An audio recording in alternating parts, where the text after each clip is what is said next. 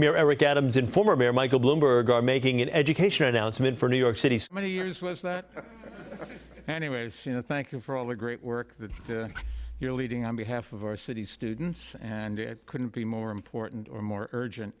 Our administration, as you know, had a chance to work with Sheena back when she led the Abyssinian Development Corporation and later the United Way, and it's great to be joining forces with her again. And thank you, Mayor Adams, for all of your leadership in confronting the big challenges that our city faces, and for welcoming me back to City Hall. This feels just like the good old times, except that when Room 9 asks a really difficult question, I'm going to say, you handle it, not me. But seriously, I was glad to have the chance to welcome back each of my predecessors to City Hall, and I'm glad that you're carrying on that tradition. Now, I know we've just passed your 100th day in office, and I remember reporters asking me when we hit 100 days, what did you do? And I said, well, we built a team. And they said, yeah, but what did you do? And I said, we built a team. Right. It didn't make headlines, but it did make possible all the success that we achieved over the next 4,000 days, because it all started with a great team that we built, and the vast majority of whom actually stayed for 8 to 12 years, if you go back and look. It's really quite amazing. In a business where people turn over every 6 months to 2 years, lots of people stayed around, and they stayed around because we were making a difference and they wanted to be part of it. Mayor Adams has been building a strong team, and it's great to see some of our administration alumni among the commissioners and senior staff. So I really am very optimistic about the future of the city, especially as the worst of the pandemic, I hope, finally seems to be in the rearview mirror. But for a lot of young New Yorkers, the crisis of the past 2 years may only just be starting unless we act, and that's why I am here today. The data is clear, and it paints a devastating picture. After 2 years of school closures and inadequate remote instruction, students across the United States have fallen behind, sometimes as much as a whole year. And the harm has fallen heaviest on the children who were too far behind, especially low-income Black and Latino students. Without urgent help, many of them will fall either further behind, which could have devastating effects on their chances for graduating high school and going to college or beginning a career. That would be a disaster for them, but also for our city and our country. Here's one way to think about this moment. Right now, scientists all over the world are studying long COVID to understand it and how to treat it. Well, what we're talking about today is the educational equivalent of long COVID. The good news is we know how to treat it: extra help and intensive instruction. And we've got to provide it, and we're going to start right now. We can't let a whole generation of students suffer from long COVID when it comes to their education, and I know the mayor and chancellor feel the same way. They both deserve credit for recognizing the crisis and taking immediate action by expanding the city's summer school program called Summer Rising. That's a critically important step, and it will help an awful lot of students. This really is an all-hands-on-deck moment. Private sector and philanthropic groups have a duty, I think, to step in and do what they can, and our foundation is going to do our part. Together, with a group of partners, we're committing $50 million to help charter schools create or expand summer school programs that will provide a coverage of an average of 5 weeks of additional instruction in math and English. All charter schools serving students in grades K through 12 are eligible to receive funding for the program, which will target students who are most in need of extra help. Schools can apply for funding starting today through the website summerboostnyc.org. The funders joining our foundation in this effort include Ken Griffin, Stan Druckenmiller, the Carson Family Charitable Trust, Robin Hood, Gray Foundation, and the Walentis Foundation, and I wanted to publicly thank them for their generosity and for stepping up to help students at a pivotal moment in their lives. Improving schools for every child in every neighborhood has always been a priority for our administration, and I'm glad to say we made significant progress closing achievement gaps that exist between students of different backgrounds. Opening charter schools under the direction of Chancellors Joel Klein and Dennis Walcott was one of the ways that we did it. Our city and our nation failed too many students during the pandemic, and now we've got to go above and beyond to get those kids back on the track that these other guys started. This summer, I think, is a valuable opportunity to make up for lost ground, and we're not going to let it slip by. So let me again thank Mayor Adams, Chancellor Banks, and Deputy Mayor Wright for taking action and for their partnership. It really is going to make a very big difference for a lot of children, and our team at Bloomberg Philanthropies, run by Patty Harris and Howard Wolfson, is glad to be part of this and to support the mayor and his team as they work to address the crisis in our schools. Let me now do something I've wanted to do for a long time, turn it over to the mayor.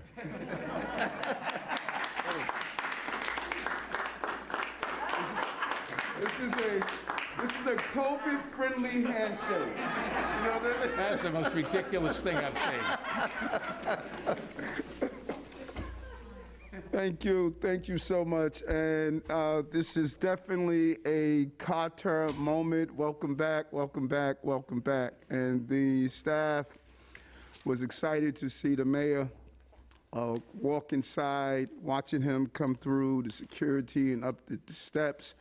As he stated, some of his alumni still here, serving government, committed and dedicated, and we thank you. And we thank you for what you're doing around not only education. It's no secret after the primary win that we communicated with the mayor often.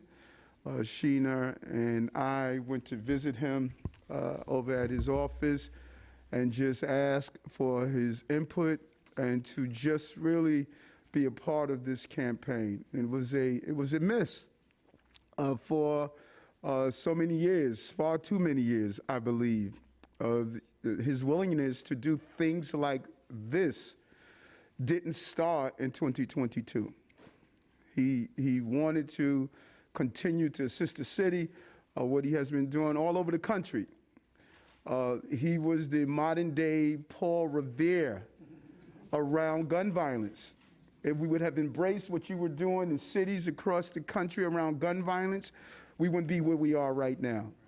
He was stating it was getting out of control. And so I cannot thank the mayor enough, and Howard and Patty, just for being committed to our children and our families in the city, because it goes together. And so to Michael and the Bloomberg philanthropic initiatives, we want to say thank you. The summer boost in New York City is so needed. And I don't think anything personified that need more than what was stated about long-term COVID. We did something in Bushwick about the physical aspects of long-term COVID, but the long-term COVID of education, our children are behind in reading and math. And this is going to have a long-standing impact, not only for all children in the city, but it's going to impact those children who were already behind. And if we don't get on top of this and focus on this, it's going to have an impact on our children globally. Employment, being able to provide families, to buy a home, to pay for education for their children, and so many others that we believe, other things that we believe are important to look at. This massive investment that this administration is receiving for those children in charter schools is going to help children and families all over the city, and is going to make our schools work for everyone. I am not going to be caught up in the conversation of separating children based on the names of the schools they are in. They are all of our children, all of our children. And today, we are invested in all of them. $50 million investment, in the education of our kids. Every young person, whether they are in district schools or charter schools, they deserve to have a quality education. That is what this administration is saying. That is what this mayor is doing today. Too many of our sons and daughters are behind because of COVID and because of failures. They both go together, and they have been compounded this year. They have dealt with remote learning, illnesses, absences, learning loss. It's just a combination of what has hit these children, and it's just unfair that adults' problems have turned into the crises for our children and future generations. And I said it before, and I'm going to continue to say it. Starting out behind instead of starting out ahead is something we have to move away from. And it's time not only to catch up, but for our young people to move forward, and that's what we are going to do. And we know if we expand opportunities at the earliest possible age, we can set out our kids on the right path to success. And programs like Summer Boost, New York City, are going to help us accomplish that. It's going to give our chancellor the boost he needs to continue the great work that he's doing. It will reach 25,000 K-8 students in the New York City charter schools, 25,000 children. That is something that we need to all be pleased with, and just not only put them in the classroom, but put them in a class of their own where they receive an opportunity to learn about reading and math fluency.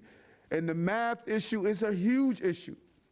We're falling in reading, but the studies that we witnessed during the campaign, we saw that math is a problem. And it's an indicator of the success of our children in the future. Every young person in the program will get a chance to grow, to learn, to explore their talents and imagination. What I like about this is that we're going to turn our city into a classroom, something the chancellor talks about all the time. Our city must be the classroom, not only the sterilized environment of a classroom building or school building, but this entire city. And it complements the work the city is already doing through our Summer Rising program. Thank you, Sheena, for the visionary of the Summer Rising program. I believe all-year school. I made that clear. You know, that summer gap, that summer loss, our children need to have structured education throughout the entire year to catch up and to exceed. We're going to be serving in our Summer Rise program 110,000 K-8 this year, the largest summer program in our city's history. We keep saying the largest all the time, and I don't think people get that largest part. Largest summer employment, largest investment in this, the largest in this, the largest in that. Whenever we see it, people miss the largest. I keep breaking records, and people continue to ignore the records that I'm breaking.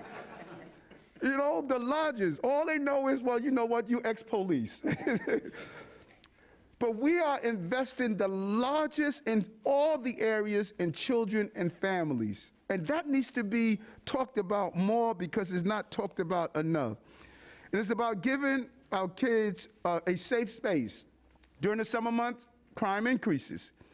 Our goal is to place our children in safe spaces so that we can bring down the violence, bring children into safe environments so that they can continue to grow and learn and prosper during the summer months. And this is the goal that we are going to accomplish.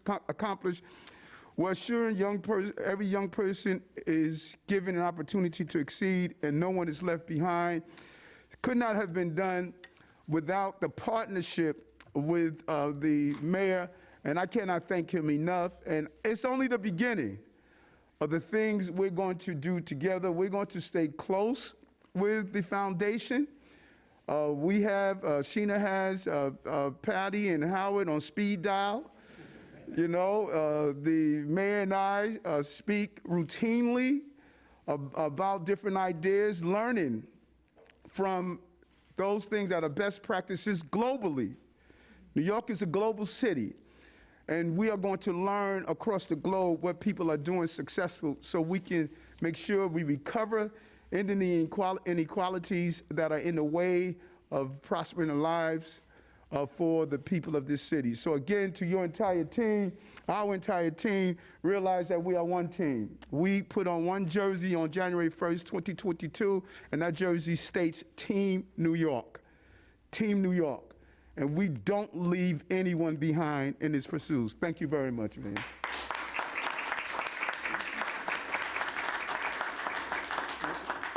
Q&A on topic first. Melissa? Thank you. Hi, Mr. Mayor. Nice to see you, both of you, Mr. Mayor. Is this something that already exists in the public schools? You alluded to the fact that students in district schools will also be getting, expanded summer programs. So can you talk about what this grant does? Does it even the scales between what district schools have and charter schools have? Or will charter schools now have something that district schools don't? The mayor has a program for all kids in New York City, whether they go to public schools that are charters or public schools that are not charters. In the past, the non-charter kids were not covered, but the mayor has chosen to cover them as well. This is a grant for the most in need, let's say a third of the kids in charter schools who've been left behind, to give them some extra work in the charter schools. And the charter school people thought that they would like to take a stab at helping their kids, and that would be a role model for everybody.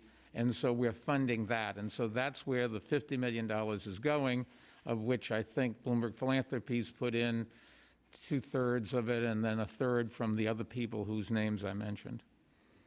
Juliet? Yes, Mayor Adams, how important is it to have Mayor Bloomberg in the fold and to provide not only his experience and advice, but some of the issues he's focused on, education, guns? Where will you rely on him? Well, so many. I don't think there has been another mayor in our city that walked into office dealing with a question mark that lingered over the success of this city. People don't realize the mayor came in after we saw the center of our trade collapse after the terrorist attack. He inherited a difficult time and had to turn around the city. And so here's a person who has gone through it. And so when I look at the issues we are facing now, and I look at, when I read his book and read other things of what was going on during that time, why are we attempting to ignore a person who has already gone through it? And so when I sit down and bounce ideas off of him, talk about the recovery of the city during 9/11, what was going through his mind, what should we do differently, it's just really, it's a handicap not to have that. And so, when you see the level of calmness that I have, because I already spoke to Mike, and I know we're going to get through this, So, when I keep saying New Yorkers are resilient, that we're going to make it through this, we're going to get through this. We're going to get through the crises that we are facing because we got through it already, and we're going to get through it again. We are New York strong, and we had a mayor that showed us how we could be New York strong. Hey, Mr. Mayor, glad you're feeling better.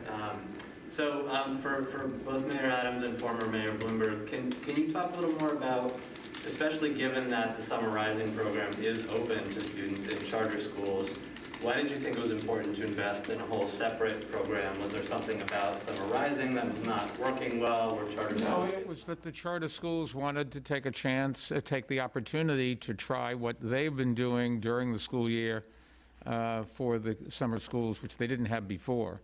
And so it's extra money for them. But keep in mind, charter schools students don't get funded by the state anywhere as near as much as non-charter schools.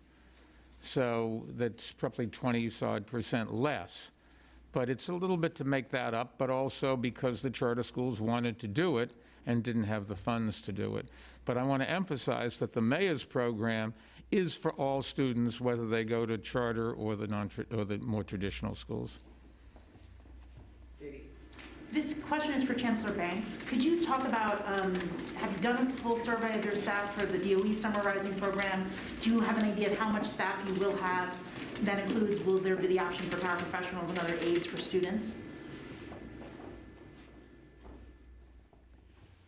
So we are in the midst of all of that now. The word has gone out to school staff, school leaders, paras. So we are putting all that together now, but we're fully confident that we'll be able to fully staff our schools for this summer.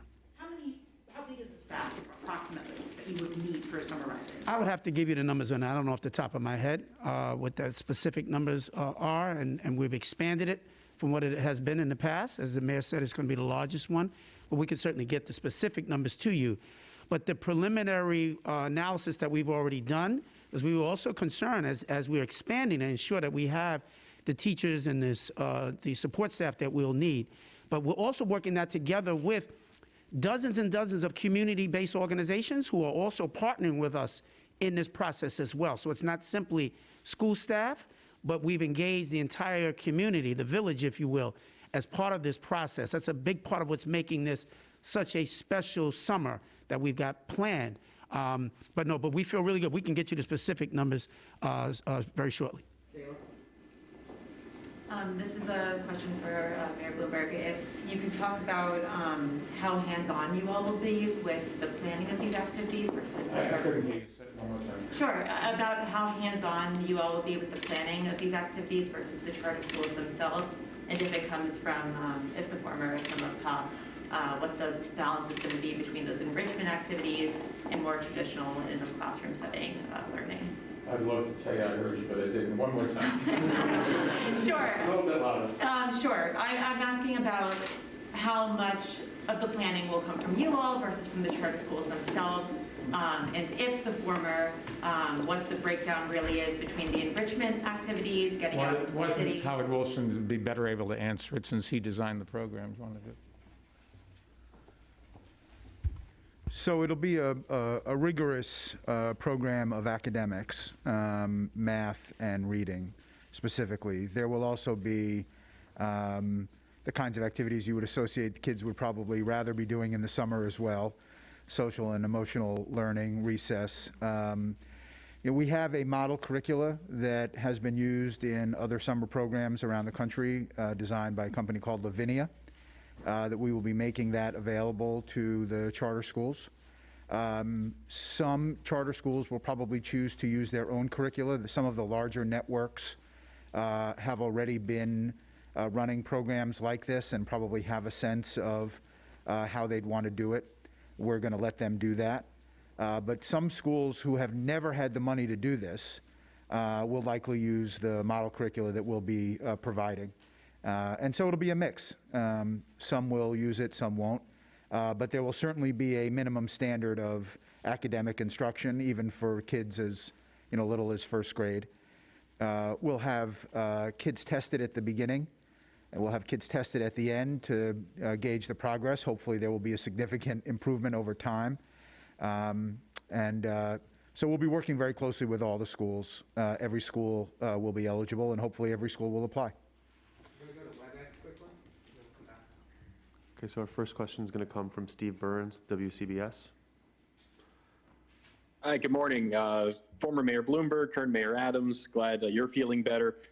Mayor Adams wanted to ask you about this as it relates to your budget proposal. A $375 million cut to the DOE was included in your budget. And given the rhetoric around how much help all these students need, I wanted to see how you reconcile that with that kind of a cut to the DOE budget. We ask, I said on the campaign trail, promise made, promise kept. We ask all of our agencies to do a 3% peg without hurting the services.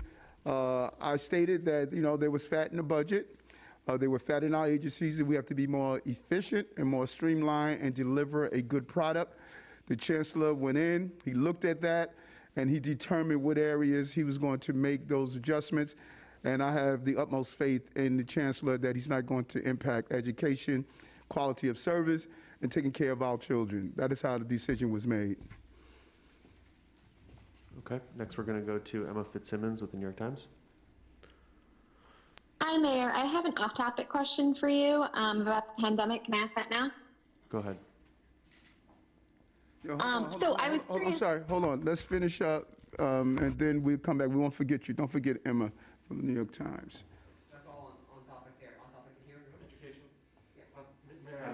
weeks ago, you announced the return and expansion of the Gifted and Talented program. Could you talk about that? Yes. The Gifted and Talented program. You announced a few days ago, you expanded it, bring it back. Could you just talk about that? Why it was so important to expand it and how it's different than the previous iteration of this? Because, and I'm pretty sure the Chancellor could speak on it, accelerated learners learn differently. It doesn't mean, and as the Chancellor states all the time, that we don't want and continue to have a mixture of students in the classroom, but we have to be focused on how do we move barriers for all of our children, including accelerated learners, and that's what the Chancellor did. And I have the utmost respect and confidence in his ability to understand what are the needs of our children. You want to touch on anything in particular? I think the most important thing to note here is that we've continued to listen to our families across New York City. Gifted and talented programs are something that communities have wanted across New York, and we responded to that need. So, there are students who are accelerated learners, and we thought that that was really important to double down on the investment.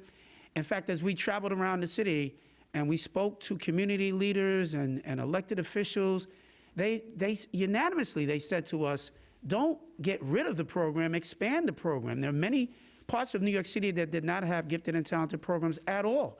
And they said, and we want them. And so the goal was to do that. While at the same time, the biggest part of our job is to ensure that there's a quality educational experience in every school. So that's well beyond our gifted and talented programs. We think that we can do both. That is what our mandate really ought to be. It's not this or that. That's why I'm so excited about this announcement.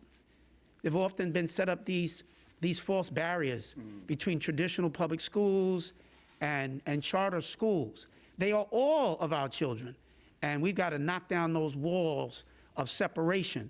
And we should be learning from each other and supporting one another. And I think that's why it's so important to see Mayor Bloomberg and his team back here today.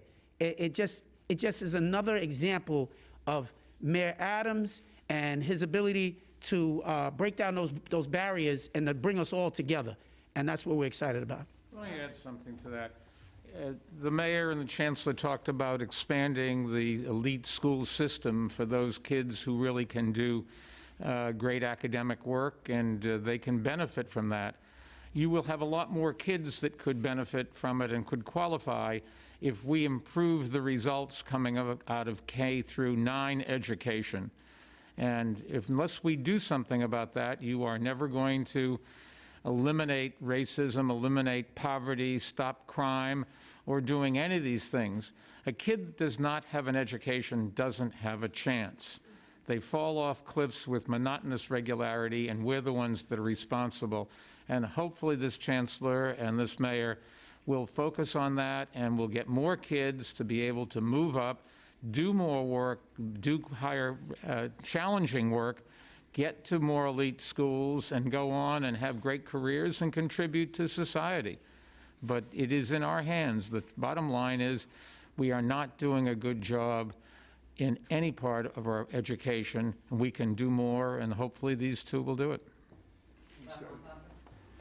Mayor Bloomberg, is this at all part of your $750 million plan to expand charter school seats? We'll talk about that at another time. But is this part of that, or is it separate? No, it's in addition to anything else that we're working on. And how many schools do you anticipate participating in this program? So there are over 200 schools that are going to be eligible. They're probably not all going to apply. There's some that may apply, may not, get the money for whatever reason. But my guess is that a good portion of the K-8 schools in the charter system will apply and get it. And that is for the, let's say, the most challenged 30%, those that really are struggling more than the others. And how are you evaluating that?